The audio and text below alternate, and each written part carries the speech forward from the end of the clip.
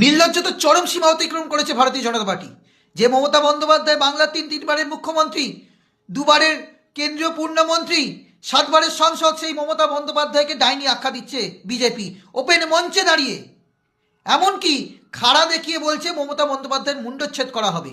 কোন রাজ্যে, কোন দেশে বাস করছি আমরা? কোন গণতান্ত্রিক দেশ এটা? বিজেপি, ভারতীয় জনতা পার্টি কেন্দ্রীয় সরকার চালাচ্ছে। সেই কেন্দ্রীয় সরকারের অধীনে এই ভারতবর্ষের বুকে, বাংলার বুকে দাঁড়িয়ে বিজেপি নেতারা এইরকম বড় বড় কথা বলছে, এই ভয়ানক কথা বলছে। এরা বাংলার মানুষকে কি নিরাপত্তা দেবে? এটা মধ্যপ্রদেশ নয়, এটা বিহার নয়, এটা উত্তরপ্রদেশ নয়, এটা দিল্লি নয়, এটা বাংলা। বাংলার মানুষ সব দেখছে। আগামী নির্বাচনে ভারতীয় জনতা পার্টিকে এর জবাব বাংলার মানুষ দেবে।